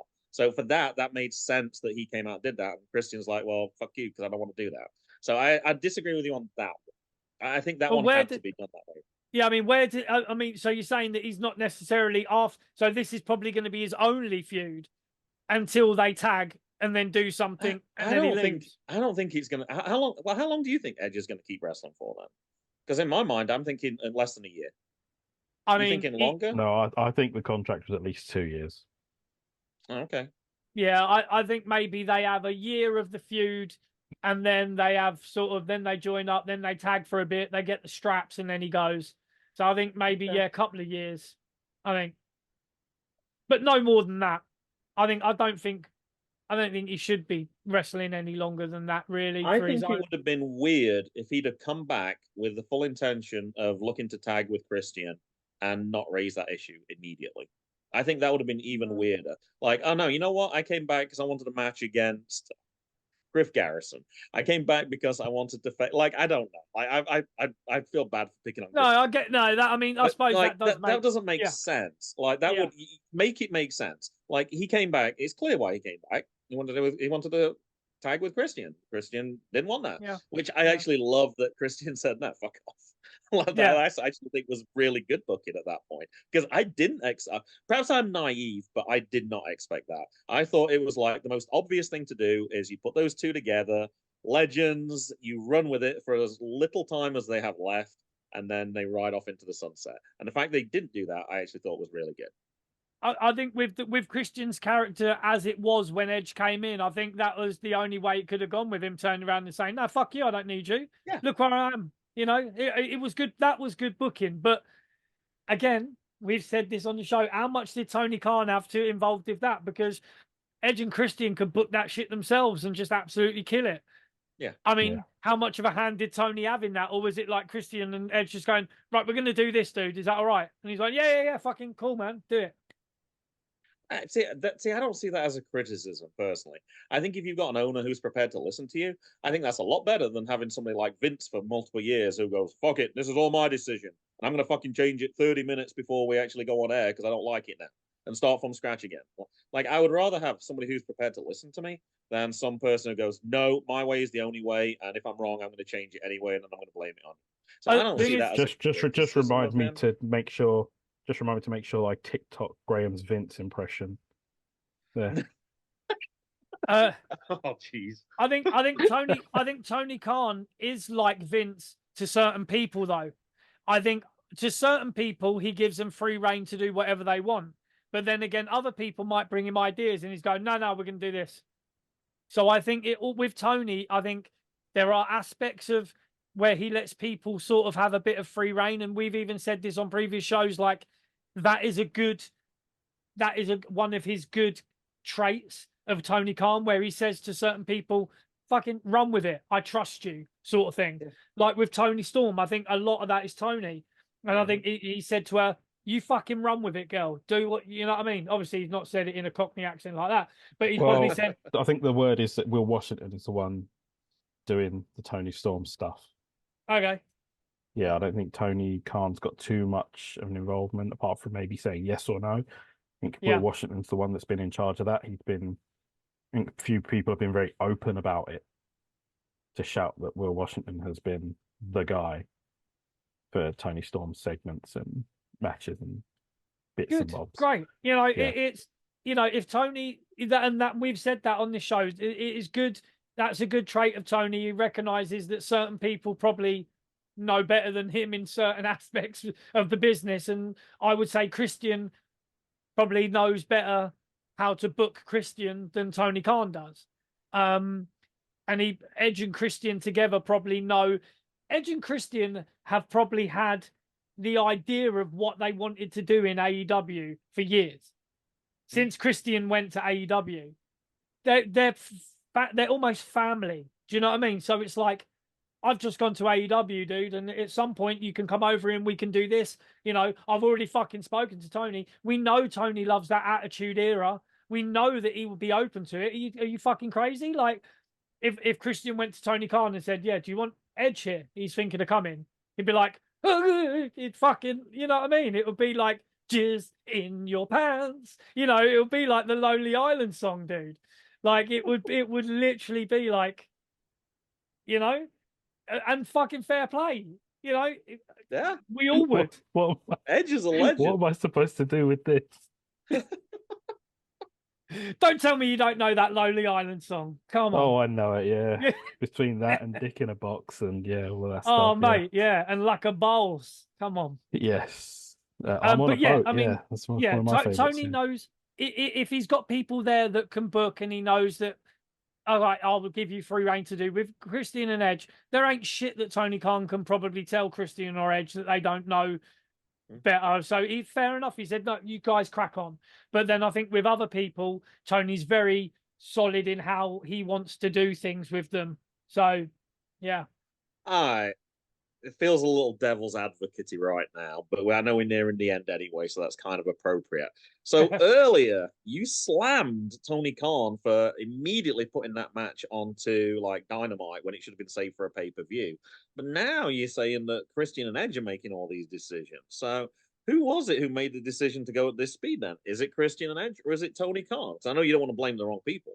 I think with regards to when matches happen, I think that's got to be all Tony Khan deciding when they do stuff. But they don't have frequent pay-per-views though, right? I don't think it's not like WWE every month. You know that something's going to come around within the next few weeks, so you got to keep putting the content out. They're having like, is it 4 a year, something like that? So if you've got that 3-month gap in there, you might not have that luxury of saying, "Hey, look, we're just going to slow build." You got to put something out there at some point. I don't know. There are ways to keep it fresh in. There are ways to keep it fresh in a 3-month build. You could even have a week off from that. I don't think. I'm just stirring a little. No, bit, of course. I gotta figure out. I spotted a little contradiction in there, so I just wanted to make. I had to pick up. He loves doing this. Chris doesn't bite as much as Matt does, unfortunately. No, I mean, who knows? I mean, who knows? It may well be. It may well be a year's contract, and it may well be they have to do things quickly. Who knows? Who knows? Only, Tony Khan and the Mirror knows. And Edge as and you just saw with Punk, though, like you can't wait because you never know when somebody's going to get a serious injury. You wait too long, then it might be like, well, we got to scrap those plans now. So at some point, you kind of got to go. It's a shortish window. Edge is not getting any younger. How old is Edge now? He's in his 50s, right? He's 50s. Yeah, he's got to be 50, 52. Yeah, easy. It's not. Yeah, he took a long time out. with that injury. Or was it out for 9 years or something like that? So like, Yeah. holy crap. Like that window is definitely shorter than it is for most people. Like if it's short for Punk coming back in his mid-40s or whatever he is, then it's even even less. Edge is 50. Oof. He's Yeah. yeah, Edge is 50. I mean, Christian's probably not far behind him though. He can't be. They got to. Yeah. Well, weren't they in the same grade at high school? They knew each other when they were in school, so that's how they got to. They've known each other since they were children, so they must be. Yeah, he's very, 50. very, He's yeah, almost exactly the same age yeah. to They're the in the month. same grade. I think they're in the Yeah. same grade level when they were at school. So yeah, that's Yeah. not a big surprise. But yeah, you got two 50-year-olds. That's you're playing with fire a little bit. Like that, but geez, I would say I've got 50 coming up in just over 12 months, but I know that body is declining rapidly. Like there's a big difference. Like I remember when I turned 30, that was a big difference. But I was like, holy shit, 40 is worth 50. Oh my god, I don't even want to think about 60. Yeah. So Edge is a month older than Christian. Yeah. Both from Ontario. Yeah. Yeah. Almost exactly a month difference. So yeah, I mean, it could be that. It could be they know they've got a limited time frame to do stuff, and Edge wants to retire on his terms. He's made it clear that he wants to retire on his terms. That's why he came back.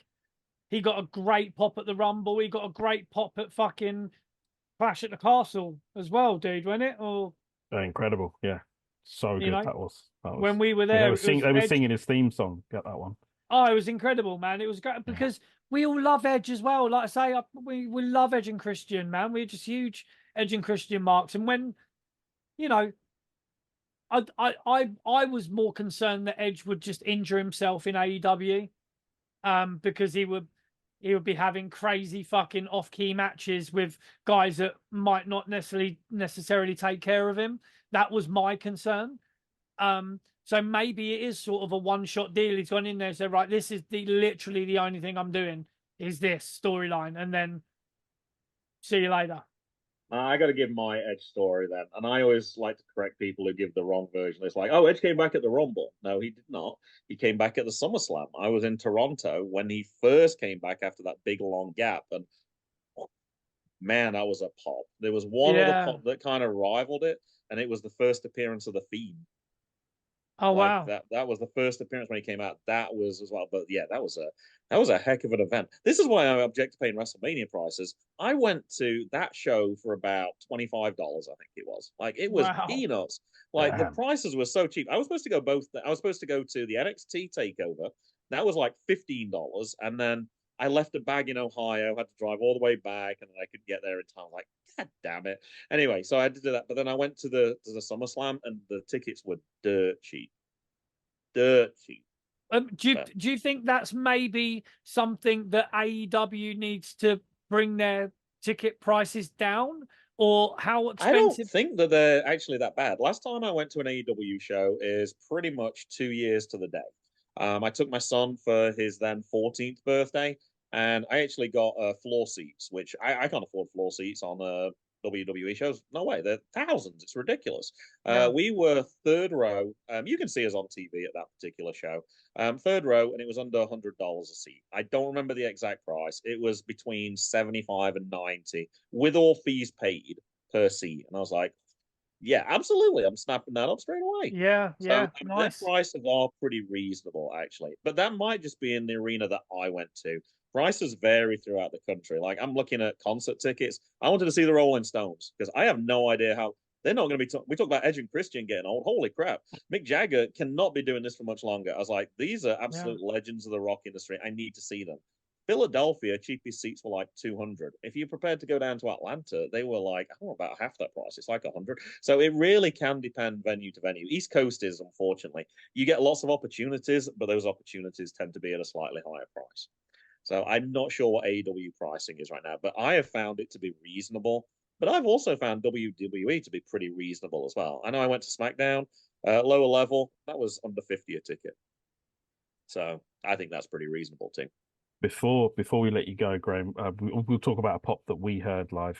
John Cena, Chris, and his surprise appearance at the Money in the Bank. Mate, that was a pop, dude. That was a pop. Yeah, that pop that was forced ringing. me That was it forced me Yeah. to buy a t-shirt. That pop alone. Do I get to tell my Chris Dredd John Cena story? Go for it, dude. Where, yeah, I John Cena's music hits, everyone's going nuts. I turn to look at Chris, who's next to me, and Chris has just got this like completely like blank stare going on, and I'm like, "You're right, Chris. It's John Cena." Because I thought we were going to see a video or something. You know what I mean? It was like, Yeah, we did. Like it felt like you were getting a video package, and yeah. then like the music And I was kicked like, in proper, holy and like shit. here he comes. It's like I had just eaten a foot long though as well, so it was like that was laying heavy on the chest, and the fact that it cost me like £8. I was fucking still that. I wounded thought from that was for your water, wasn't it? Yeah, yeah. Fucking Yeah. hell, mate. Yeah, London prices are not good. yeah, Yeah, yeah. food That and was a drinks good- ridiculous. Yeah, that was good, man. That was good. Graham, before we let you go, mate, good cop, bad cop. Tell us where the good people, and let's face it, the wonderful people of Australia can find you. Congratulations, guys! I don't know what the Aussies are liking so much. It must be that wacky sense of It's humor. the swearing for Yeah, sure. must be. You guys, that's definitely on par with that. But no, congratulations on that. I always love hearing little facts when I hear the podcast that I listen to, like, hey, we're number such and such on the Chilean podcast list. And I love hearing all that shit. Keep every time anyone does that, keep promoting that shit. I love it. Yeah, Visionaries Global Media is where we're coming out. We're on our Saturday podcast, except I forgot to send the podcast to the group this week, so it went out on Sunday by accident again. But no, we're definitely out on Saturdays now on a going forward basis. Why would I want to sit on an episode for 36 hours? It makes no sense. Yeah, follow us on there. Follow Matt Lewis. Oh, shoot, better get that right. At the Magnificent UK. Oh, I don't know what it is. At the Matt Attack UK. There we go. That's it. And Ryan, who you mentioned earlier, Nish, at Nish Guy. And you can, anything that I said that you object to in this episode, don't hesitate to hit me up on X at TW Takes Podcast. Yeah, dude. Fucking love it. That is some good shit. Before we go, obviously we have to say thank you to Surfshark for, doing the thing, sponsoring this episode. 81% off and 5 months. Hit the link in the description. It's just something we have to do. And if you are looking to buy any of your WWE merch, hit the link in the description as well. That's there. That just helps the show. It doesn't do anything really. Just helps us a little bit, if anything. Not quite the hand signal Claire's making, but there's not been any real or any money change hands in that. We've got more money. We've got more money off Twitter for engagement than we've got through like any affiliates link or anything like that, because Twitter do pay you for engagement on posts and stuff like that. Yeah. Can I ask then? Because I saw you had one post. It was like 1 million. Like, it was ridiculous. Like, I can't remember which one it was specifically. I remember because it was my post, I think. I think that's why. Like, I don't want to, be a dick or anything, but no, it was the one with fucking the Bucks and Kenny Omega. It was The like committee. Yeah. so This and was the so committee. found guilty from the committee, and it was That's just fucking the it. Bucks and That's stuff. right. I Is mean, that people rude to got talk money? mad, bro. Yeah. Is it rude to talk money and ask how much an engagement was for that one? If it is, then we can do it edit this after. out. We can do it We'll after. do it After after we All right. yeah. All right. I did not know that Twitter paid for that. I know they do for obviously. I mean, it's not a lot. That's I'm still sure it's cool. like it's better than Spotify numbers. I'll tell you that. They pay you more than Spotify do for That's hits cool. and streams. That's seriously cool. Yeah. So yeah, you just got to go viral with that. I mean, So which was cooler, seeing John Cena come out or seeing that you hit 1 million likes on Twitter? I mean, I did get. I'm a mark, so I'm going with Cena. I got a bit of a chubby on for both, really, but yeah, it was Cena. Okay. Oh man. Okay. Right. Which is actually seen as a really good podcast with Logan Paul. I don't know if you've watched it, but it was a really good podcast. Seen as a really sort of kind of calm, down to earth, sort of really likable guy. And everyone that sort of deals with him fucking says he's like a top guy, and he's like your Make-A-Wish guy. So he seems like a genuinely nice guy, Cena, as well. So fair play to him. He's a genuinely smart guy as well. I don't know if you noticed, Chris, but we have an extra follower, and his name is John Cena. Nice. I know he follows a lot of people. He wised up. He got smart. He thought, he follows me. These two idiots. He follows me as a teacher when I literally had only 5 people. And I was like, oh, hold on a second. This is one of those fake ones. And it's like the real John Cena or something. And I looked, I was like, holy shit, John Cena's following me. And doesn't follow me on any of my other accounts. But my teacher one, that's the one that if I'm trying to impress the kids, I'm like I have less than 50 followers, but one of them is John Cena. And they're like, no, pull it up. They're like, wow. Like everyone knows who John Cena. Even kids who don't know wrestling. They know Cena, they know Undertaker, like they know a few little things. So just a little aside, right? It's really funny you say that. My son, and my son doesn't watch wrestling at all, right? But he knows John Cena, right?